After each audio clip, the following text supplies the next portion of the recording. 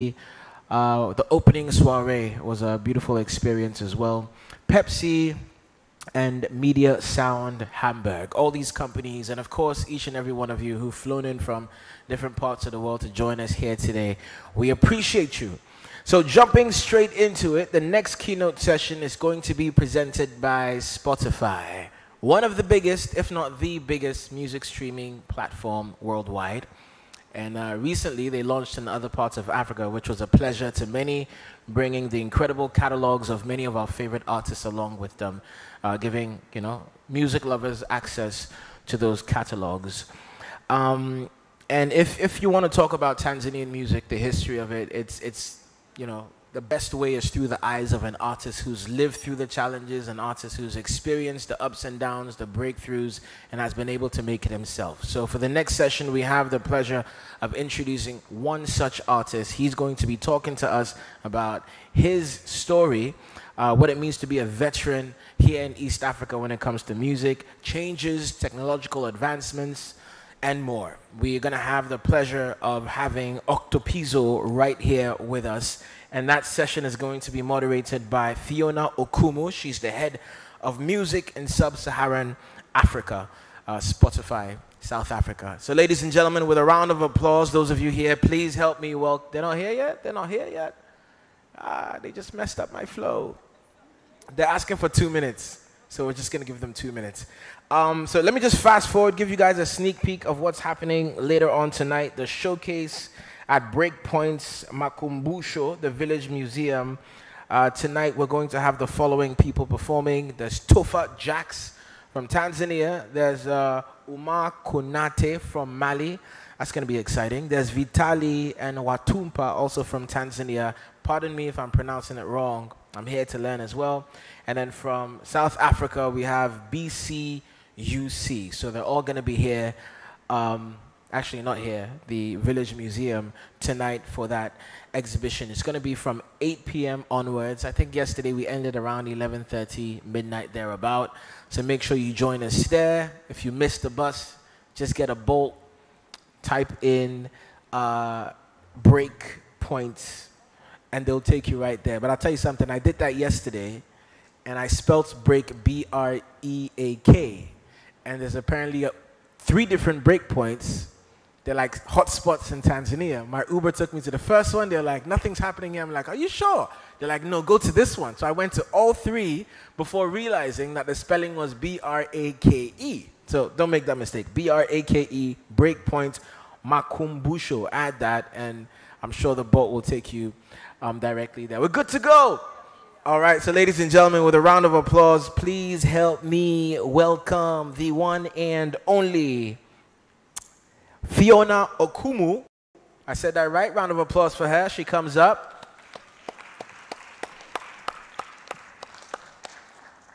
Again, she's the head of music in Sub-Saharan Africa for Spotify. And then the man himself, the one and only, the veteran, the icon. Ladies and gentlemen, make some noise for Kenya's very own Octopizzo. Keep it coming, keep it coming. Man.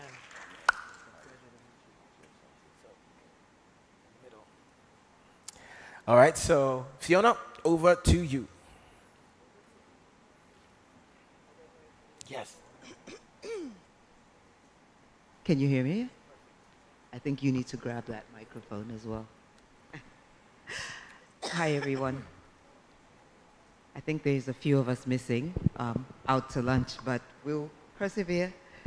Super, super happy to be here with you today. I've been a huge fan of yours for a minute now, Octo. And just to reintroduce myself again, I'm Fiona. I have some of the Spotify team here with me, Monica, Victor, and Warren. Just wave and say hey to the crowd. And so, yeah, just to let you guys know, the reason why we wanted to speak to Octopizzo today is just because we wanted to just have a conversation with somebody who has been in the music space, especially in the African music space, for enough time to be able to see the tides change.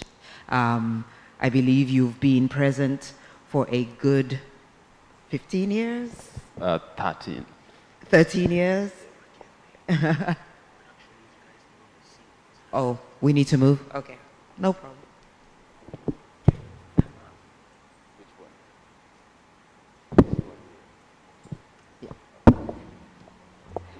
13 years in the game means that you've seen seasons come and you've seen seasons go. It's amazing that you're still here, standing, really, really strong. New album, Lamu Nights, doing amazing on Spotify, which is where I'm streaming it from. I don't know about the rest of you. But thank you for being with us. And I'm going to start with a question, if you can think back to starting out as a new artist, what were the immediate challenges that you had? I mean, obviously there was the excitement and the rush of doing music. First of all, describe the time and the scene in Kenyan music and what it felt like for you. That was around 2011, and Kenya had like two main sounds. Gospel was the #1 music then, so if you wanted to be like popular, you had to do gospel music. So it was really kind of tough for us, but we had a platform. We were lucky as hip-hop artists. We had a platform called WAPI that was actually regional. It was WAPI Tanzania, WAPI Kenya, WAPI Ghana, yeah, with the British Council. So this was like our platform where people started, we could do something that was different from what was on radio, which was just commercial rap and gospel music. So it was a tough time because we didn't know who is who. You meet somebody, they say they're a producer, you just go produce in their crib. The music quality was not always that good. Then you have the product and then you don't know where to take it. Yeah. Yeah, that was always the biggest thing, because when you go to radio, they say, oh, we don't play this kind of music, you know. Yeah. So the biggest challenge was that people had the product, but with nowhere to take it. And that has been there for a long time. And yeah. So when you say they had the product, but nowhere to take it, meaning the music had nowhere to be distributed, or? Both distribution and just play, like airplay, you know, like when there was like 3-4 radio stations that are the main, if you're a hip-hop artist, there's like 2 shows that play hip-hop music. And you're like over 5,000 artists. So for you to get a spot in a radio, you really had to be really nice, like as a rapper. So if you even had a little of attitude, you will not get an airplay. Yeah. And all hip-hop artists have attitude. Of course. So this was tough for us. Comes with the swag. Who were the artists that you looked up to? Like locally or just in general? At the time, just coming up, like who did you count as a blueprint as early as when you started in 2011? Who was an example for you to follow? So with like looking up, I look up people like differently. There's like business side of artists, that the artists that I liked that time, like that was 50 Cent was the only biggest artist during that era of mine, and I liked his business side of things. But then I loved other rappers like KRS-One, Immortal Technique, a little bit of Jay-Z here and there. But business-wise, I was a big fan of 50 Cent. Okay, what was it that about 50 Cent that resonated with you? One, he visited Kibera, so I got a chance to meet him. 2, he showed me like rap is not always about who's the best rapper, but it's about like how much are you making, what are you getting from it, and how are you giving back to the community. Because when he came to Kibera, he came, I think, through World Food Program to support like some projects in the slums. He didn't have to come all the way from New York. So I always feel sometimes, you know, when they say charity begins at home, we should be doing that to our people. We should not be waiting for people to come from abroad to feed our own people when we can, or a few of us can actually start it. So I grasped those few characters from him that I really liked. And he brought the cloth line thing, you know, before artists didn't have things besides music. So there was now, he had like the G-Unit where he brought another group with him, so it was not only him. So the way he was doing his stuff was really like empowering. What would you say have been the major waves of development that you've witnessed over the years from 2011 until now, and how have you managed to maneuver and stay abreast of the, of the waves that have happened in the music industry, creatively or otherwise? I would say what has changed the most is just different sounds that keep coming. For Kenya, we really don't have like a specific sound. So I think that's always a good thing. So you can wake up and be a rock artist and be a superstar. Mm-hmm. You can wake up and do R&B. You can wake up and do soul. But you see, back then, there was like two genres of music. They either do a sound called kapuka or you do genge. Right. And over the years, this has changed, and many other styles and sounds have been birthed through like just people evolving. Also, the internet, the internet has gotten cheaper. Like in 2011, there was no internet in Kibera. People didn't have phones. We used to burn CDs. Now you don't have to burn CDs. You can just send somebody music via email. You can send a link. Just opening a channel, even a YouTube channel for free, nobody could do that as an upcoming artist. Yeah. So you see, now with the internet, things have changed. We didn't have Spotify, so if you had 10 songs, if you're lucky, one song would be played on radio. Yeah. Now you just have to send somebody a link to your album and say, like, enjoy, tell me which ones you like.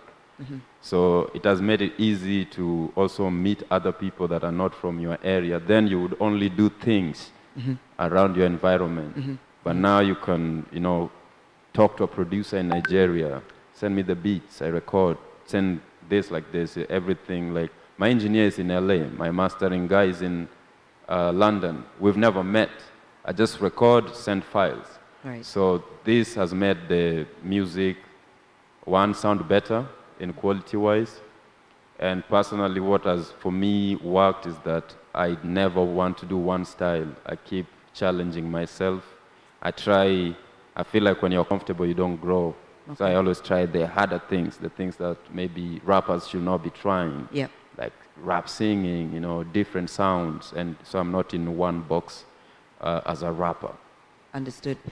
I'm going to touch a little bit on the advent of streaming, but before I do that, I still want to dig into just mindsets of fans and consumers and creators themselves. Because you seem to be quite patriotic about your culture. But one of the things that I've been to Kenya several times this year, one common theme that keeps popping up, or one debate that has kept popping up is, you know, Kenyans don't necessarily support Kenyan music. Do you feel like that is a fair comment, or have you observed that to be true, or what are your thoughts on that? Yeah, I would say it's true. Yeah. We have an element of liking things that are foreign. Yeah. You know, this can go a long way. This is political. Yeah. It can go political way because we come from African countries that we were shown everything that is outside your country is better than what you have. So this is I don't know what to call it, but it's like a trauma. Yeah. You know, like I was telling Monica the other day, like if I shoot a video in New York, it will get more views than when I shoot a video in Nairobi. Because we like the concept of something from outside. Mm-hmm. And it's something that needs to change back at home, and there's a few people that are really trying to push the change for that. What does it take to change that mindset? For first, I think one, the government has to come in to support the music scene, because we also come from countries where people don't consider music a job or a business. You know, from our parents, when you tell them like if I go with my dad somewhere and introducing me and my siblings, they'll say, oh, this is my son, he's a lawyer, and this is my other son. Mm-hmm. I don't know what he does. You know, because they don't consider rap or music a job yet. So the government doesn't support music yet. We still play almost 70% foreign music in our country. So See, that's a difference when you go to like somewhere like Nigeria, where you can be there for a week and you'll never hear any foreign music. We are not there yet. So these are policies that has to go back to Parliament and be passed. That's the first stage that we can start listening to more like local music. Because also the problem is that if you're listening to radio and you listen to 5 artists only for the last 10 years, it's been the same artist being played. Maybe it's me, another 4 guys.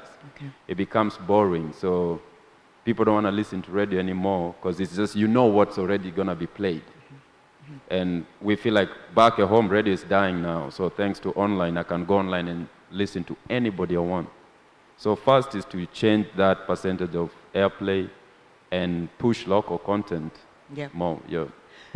So as an artist, would you say that streaming coming into the music ecosystem in Africa is a useful thing to address that scenario? I mean, does streaming open things up? Does it help the conversation in any way? Does Spotify help in this conversation in any way? Yeah, streaming definitely, like, one introduces the artist to a market that is not theirs. You know, like, we were even wondering why it took so long for Spotify to come to East Africa in general. Because even then, people that were streaming us, you had to have a VPN to stream like locally. But it has made us, like, I can go to Berlin today and perform. And because somebody has listened to the songs on Spotify, I will not go to Berlin and perform because I was played on a local radio. So that's one. Two, it also kind of cut the middleman, who is always the radio guy. As an artist, you can ask artists here, it's not always easy when you go and take your music to radio that they will play it. Some you have to pay. And this also goes to the A&R because they made radio be like this. They go and play, they pay the radio presenters and producers to play their artists. But you see, when streaming comes, there's no somebody's artist. Right. Yeah, you can just go there and listen to any artist you want. But you can sit home and listen to radio, and there's always an artist from this label being played because the label is pushing on this radio station.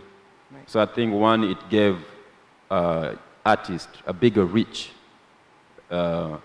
And also there's like an authentication of your music being on those kind of platforms, because when you go somewhere, people will not ask you like, oh, where do you get airplay? They'll ask, where can I get your music? So you see, 10 years ago, if somebody asks you, where can I get my music? And then you pull up a CD, the CD will not even exist for 2 weeks. But now you just say like, oh, I'll send you a link, or check me out on Spotify, and you'll find all my catalog there. Yeah. Yep. So how did you, I mean, I still want to kind of paint a picture of like how this phenomenon, streaming, has infiltrated. And I want to, from your point of view, where do you think we are as a music community in terms of the streaming conversation? Are your fans, are they streaming your music? And have you made specific steps to integrate or to make streaming central to your career? Yeah, like it takes time. I would say for East Africans, it still takes time for people to stream, because again, one, you need internet. If you want to do like premium when you don't want ad, you need to pay. Our major fan base, like personally, come from a very low, like I would say, the slums. That's who we represent. We represent the people in the streets. There are now people we expect to have money to pay for this platform, or even have internet sometimes. So you have to build like a cult movement for you to actually get the airplays. But they stream music. People stream music. People watch movies. People listen to podcasts. And but I still think there's more that could be done just to get people to be addicted to it. Right.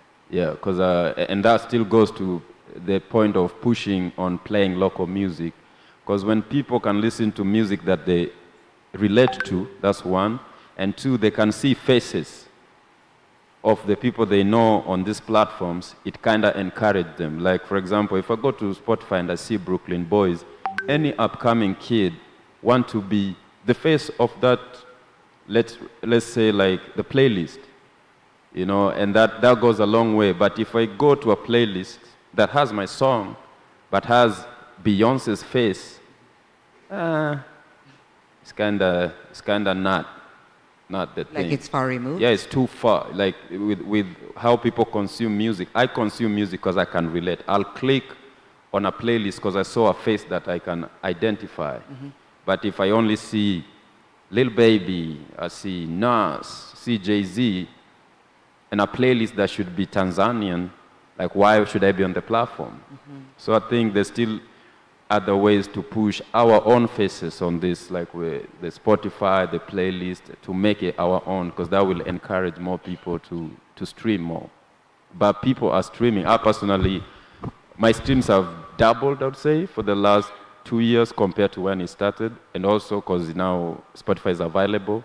But before, you see, when we didn't have Spotify, I'd get like, at most, 20,000 streams in a song, and these are people who are using VPN and maybe people outside. But now, in like a week, you can get 1 million streams because they can access it. Yeah, I'm seeing your streams are doing really, really good on Spotify. Congratulations on that. Thank you. By the way.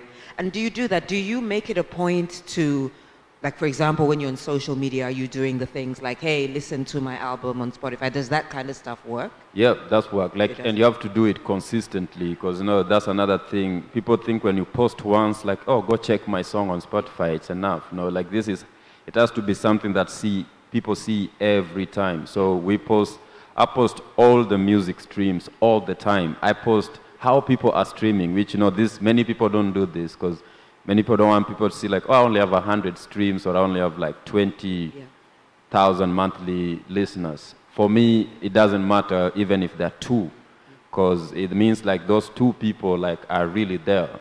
So we constantly post, like if a song gets to 10,000 streams, you post. Gets to 20, because then it encourages more people to come and see like, hey, why is this song going? Why is this song has more streams than this one? So it gets people's curiosity and people get more and more like involved. Okay. And for somebody like you who is, if you consider hip hop and the way we think about being a veteran, being quite a seasoned artist, I would imagine that you are considered, one of the ones that are exactly that, like quite experienced, you've been around the place, you have quite a wide catalog. How many albums have you released to date? About now 7. 7? 7 albums. Oh my God. So that's a lot of music to have out there in the world.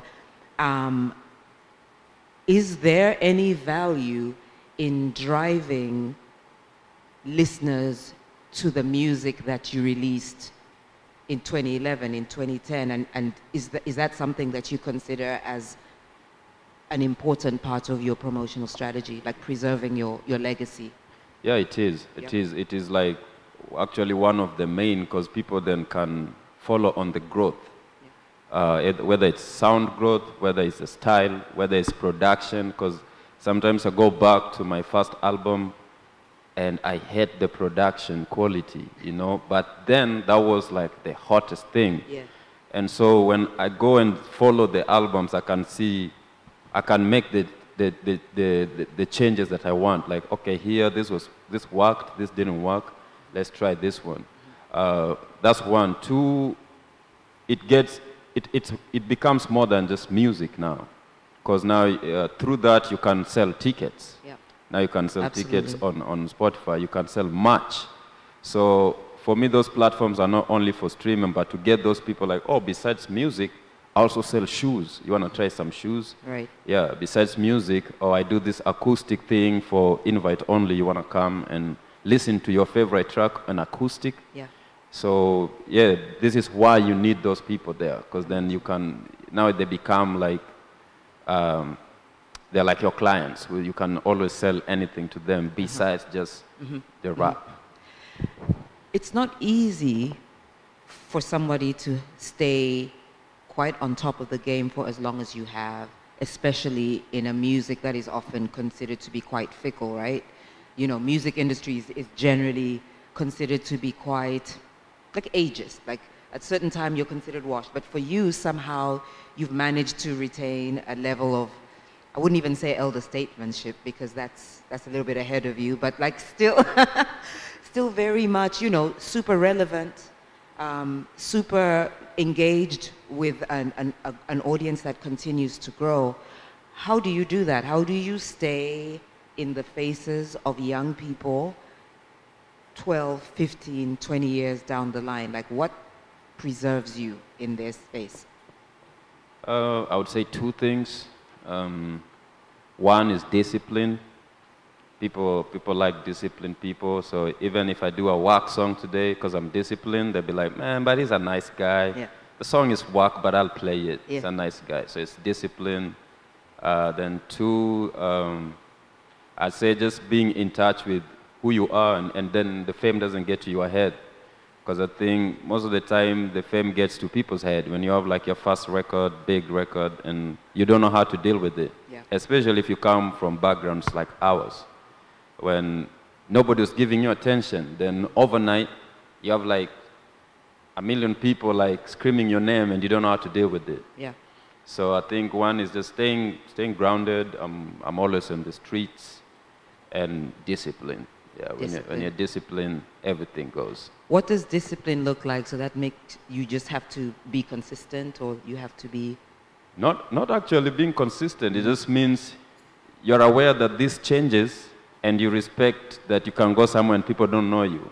Mm-hmm. You know, as artists, sometimes when you go somewhere, and even on radio station, and somebody like maybe the security guy stops you, and you're like, you don't know me?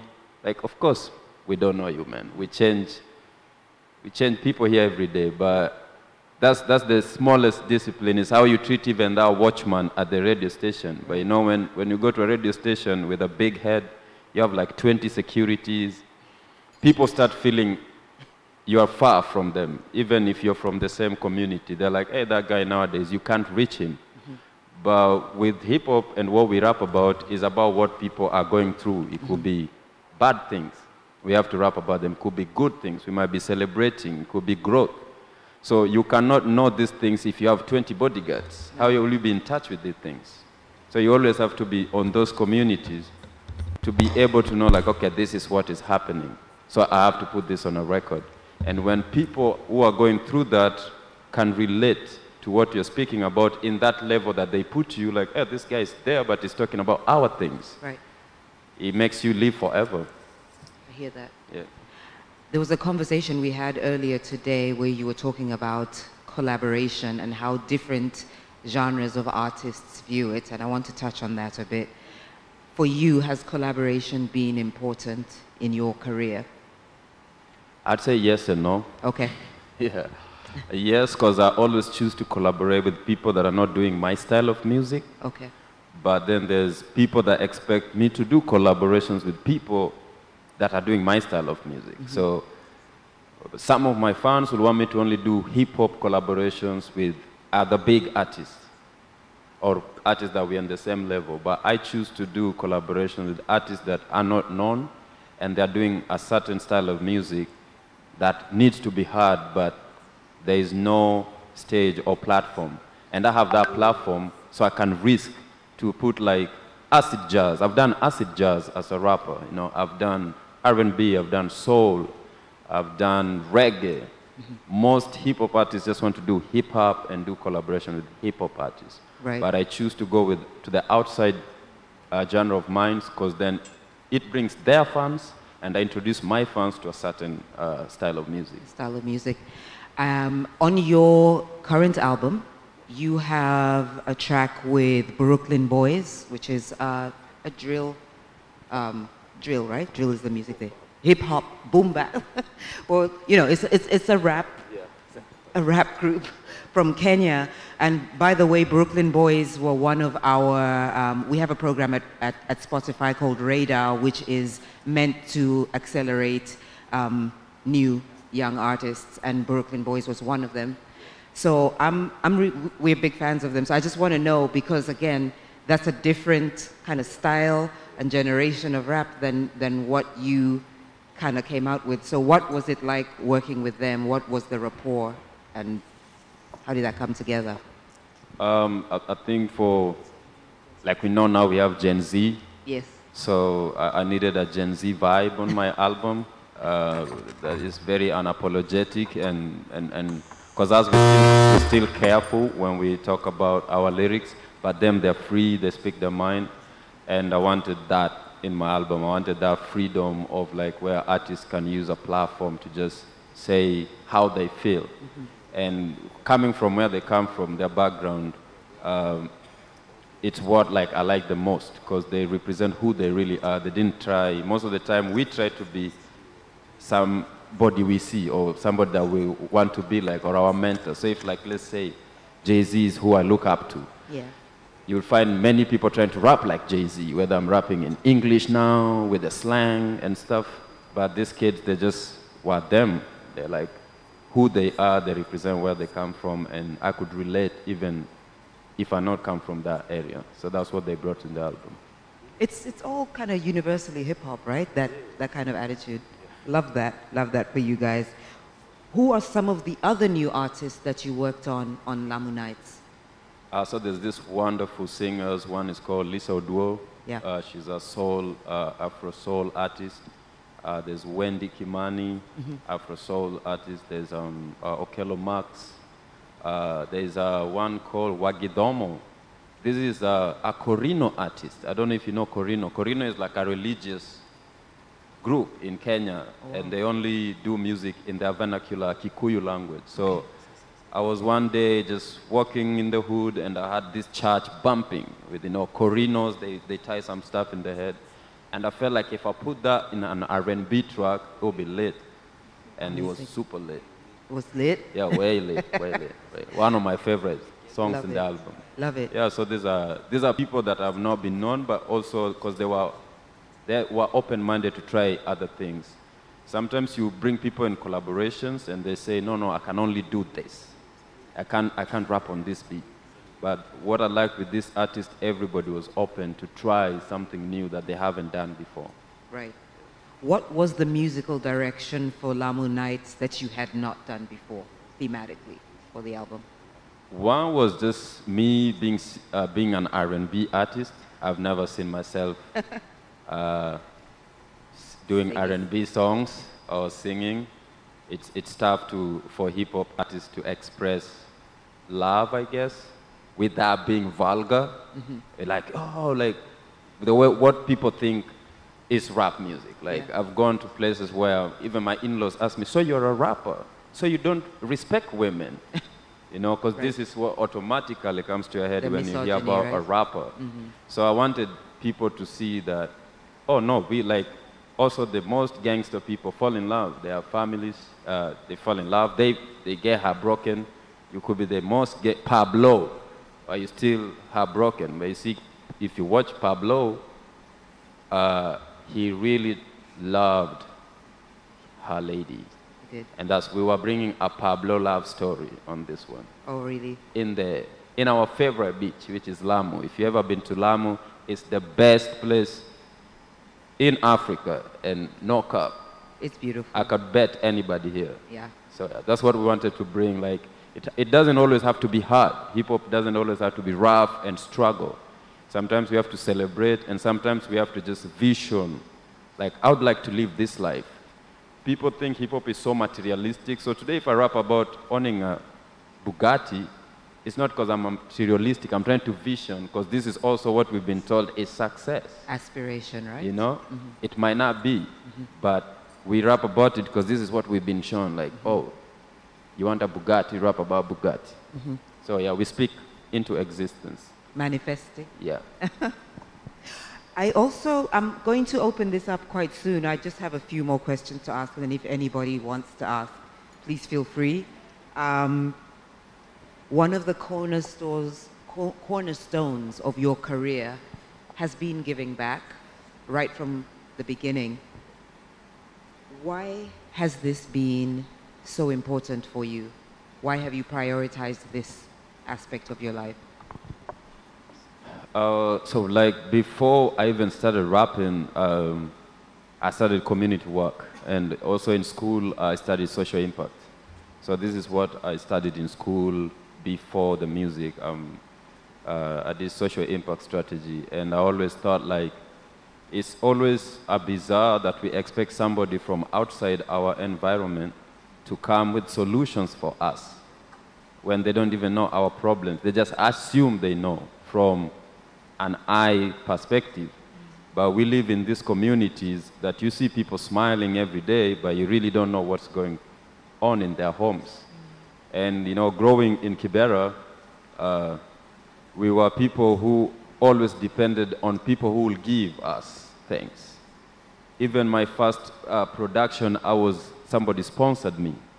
You know, the first person to ever give me a gig was a guy from Kibera to say like, hey, here's $5. I think you can really perform. Here's the $5. So I always felt when I go home and do things that I wanted people to do for me back then, because now I'm in a place that I can do them, that fulfills me more than just being the best rapper or like a successful rapper. I don't want people to remember me for songs. I want people to remember me for what I meant in my community. Amazing. Yeah. Can you take us through some of the key projects, social impact projects that because I know you have a full suite of different causes, which is super amazing to see. What are the ones that are really close to your heart right now? Is there something live that you want to engage us on? So one of my favorite was also it's musical, and the album did really well, especially on Spotify. It was a refugee program that I did for 4 years. It's called Refugenius. And this was about like people looking at refugees besides just being like, oh, we are refugees. Like looking them as how I would look at somebody today if I met them in the street, and not like, oh, you live in the camp. So this was a music project for refugees to tell their own stories to the world without only the UN telling their stories. Right. I feel like sometimes we don't get the full story of people. So there's the Refugenius program. We did that in Kakuma refugee camp, Dadaab refugee camp, and a refugee camp in Uganda. Then I do WASH program, which is water and sanitation, back in my village. It's called Siaya, where we have rivers. The water is always contaminated, so people have a lot of like, you know, waterborne diseases. And we figured out like, how can we solve this? So we got the whole village with water filters. Because the problem is not we don't have water. We have water. It's just dirty, and people don't know how to clean it. So we got water filters for the entire village of 2,000 people to drink clean water. We have a mental health program for creatives, because most of the time artists and creatives, they burn out and they can't say, you know, because you are supposed to be tough, you're supposed to be a celebrity and smile all the time. And so we have a mental health program mainly for men and creatives, because men are the most affected, because we are always told to be strong, we're always told to be a man. And this has really hurt many men, in like especially where I come from. So we have that mental health program. We have a women program where this is women that do basketry. So they can be in the village or in Kibera where we work, and they do normal like kitenge and stuff. And so we open market for them. Yeah. So when I have my friends or when I travel for like, let's say a gig, when I come, like when I'm coming here, I come with their products and sell for them, and they can make a living. So these are some of them, but they can check octopizzofoundation.org for the rest of the programs. Amazing. I want to touch on the mental health for creatives piece. That's something that I'm also quite passionate about. You seem quite grounded. What is it that you do to maintain just a kind of, do you have like a fitness routine? Do you do therapy, like you personally? Like what is it that you do to keep your mental health in check as a creative? No fitness for me. No fitness? It's too much. But yeah, like we have therapists that we talk to. I always tell people you don't have to go to a therapist when you're going through something. because then that means you're always just trying to solve something all the time. But you can just go and hang out. So we have even a free hotline in our organization that if somebody is going through something, they can call and just explain how they're feeling. We have a main support group that we go to every month. It doesn't matter what we are going through, just to catch up, like what's going on, how's your family. And then I play with my dogs. I have 12 dogs because I love dogs. So they're my therapy. Oh, wow. Yeah. That's a lot of dogs.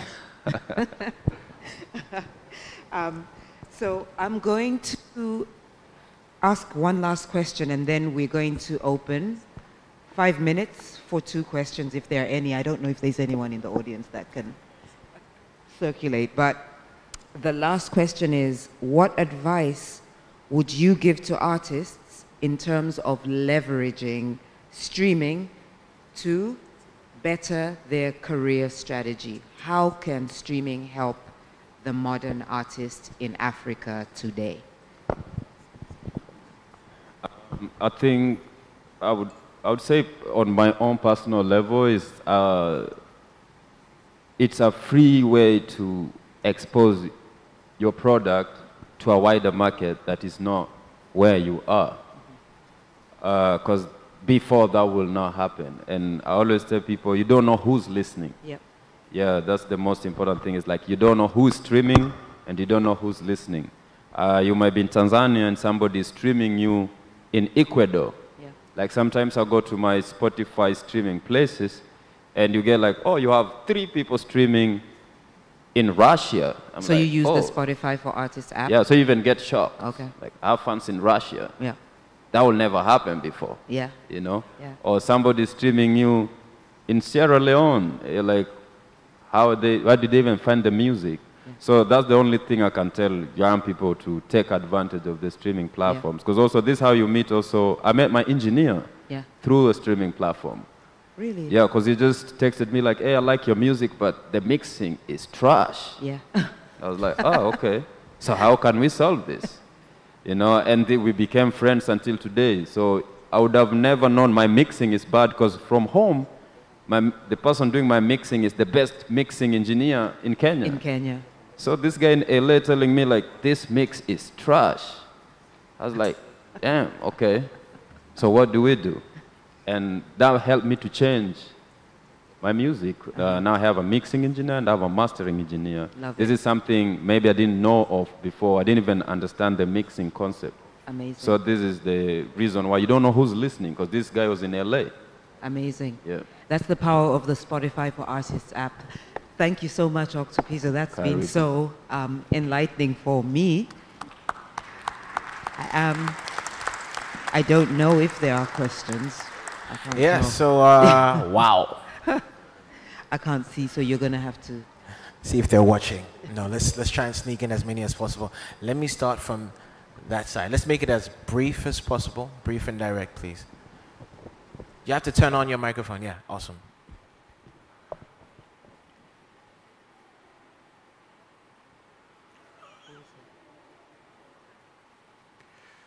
Could you try using another microphone? The one on your right, maybe, yeah.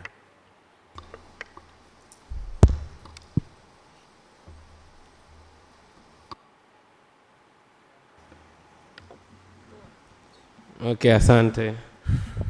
Kwa majina mimi naitwa Agustino Francis Chabai. Kwa jina la kisanii ni Kalito. Na nimekusikiliza brother Octopizzo, umesema umetokea kwenye hali ngumu kidogo, maisha magumu ambayo sisi pia Tanzania tunayapitia. Sasa nilikuwa nataka nijue ni katika hali ngumu uliyopitia wewe, ni changamoto gani ulipitia mpaka ukaweza kupata hiyo faida ya Spotify na kuweza kujiunga? Maana katika country yetu kidogo Spotify imekuwa ni kitu kidogo kama ni kipya ambacho kinaweza kutupa changamoto. Kama fursa kama hii imetokea Access, tumefunguka kujua kwamba Spotify inaweza kukupa mtaji wa biashara yako ya muziki. Hilo ni kwako Octopizzo, na pia faster kwa dada.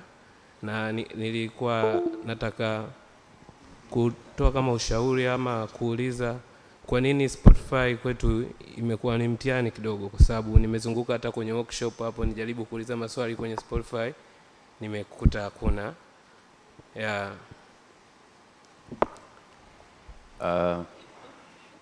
So you have a question?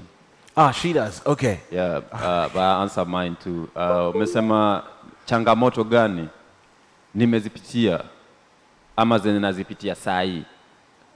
Ambazo ulizipitia kukutana Spotify, kazi zako zikaenda ukapata advantages ambazo umezipata. Mimi changamoto ya kwanza ilikuwa moja tu kwa na Spotify Kenya. I think mpaka mwaka iliyopita ndo I think Spotify ilikuja.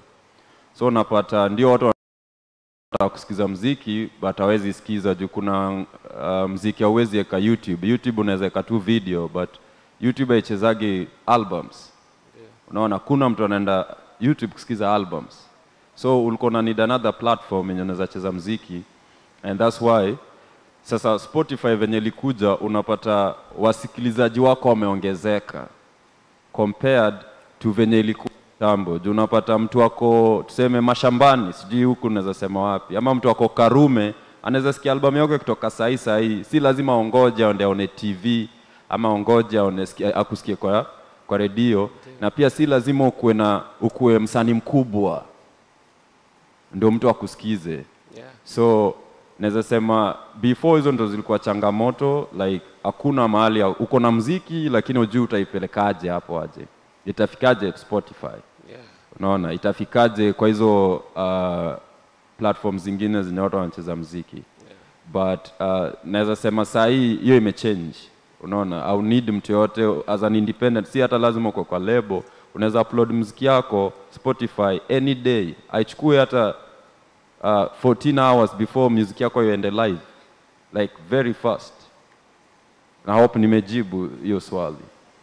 Yeah, nimekupata ndio. Umenipata? Umesema kwamba haiwezi kuchukua time yoyote katika kwa podcast yako katika Spotify kwa kipindi hichi, ndio? Songa kwa mic kiasi. Nasema umesema kwamba sasa hivi haichukui time kama zamani katika ku-upload kazi yako kupitia Spotify. Yeah. Yes, ndio. Yeah. Sasa changamoto ambayo ilikuwa inanijia ni kwamba sawa mimi ndio naweza nika-upload kazi yangu nao, lakini ambayo inaweza kanifanya kama mimi underground niweze kufikia malengo ambayo kama wewe uliyafikia. Yeah, for now sasa nilikuwa nataka nijue ni njia gani ambayo ulipitia sasa, maybe labda ndo kama okay. So mimi venye ama jamaa walinipata ilibidi tu nimefanya muziki hadi hawezi ni ignore. Yaani hawana choice. So haikuwa ati niliwatafuta ama nini, hapana. Unapiga muziki, unajiamini design, unapiga muziki, wanaona pale manambari zinatembea mpaka hawezi kuignore. Wanasema lazima tutafute huyu jamaa. Huyu ni nani sasa? Lazima tumtafute. So hiyo tu ndo naweza sema unapiga kazi mpaka mtu asikuignore sasa. Thank you. Oh, are we good? Okay, you don't need to refer anything to. No. Okay, I think we're good. I think we can only do one more. Yeah, we can only do one. Okay. Unfortunately, just one more question. Just one more. I'm gonna have to go to the lady real quick, but you need to, go behind and just.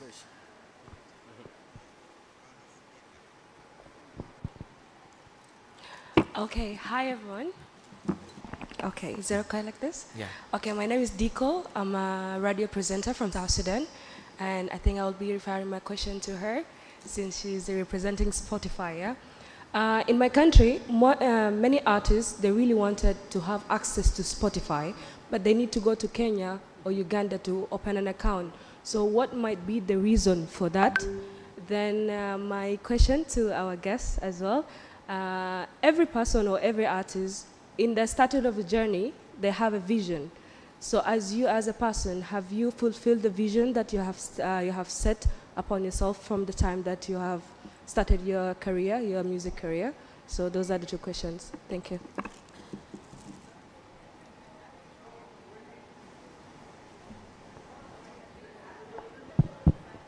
focused on now? So, yep, great question. And, you know, Spotify has, we're working through a few issues. Like we take our time in rolling out to different countries.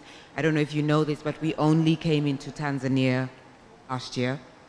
And so hopefully we'll be able to be around the world in every single country in a few years to come.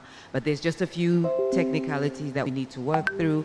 Also making sure that we understand the market properly, making sure that we have the right experts in place, and then hopefully at some point we'll be able to be live in Sudan. But great question, and you can take the next one. My vision. So I had a few, so I've fulfilled some. I'm still working on some. So I had short and long terms. The main one was to move out of the hood and move my family out. That's done, so nice. That's nice.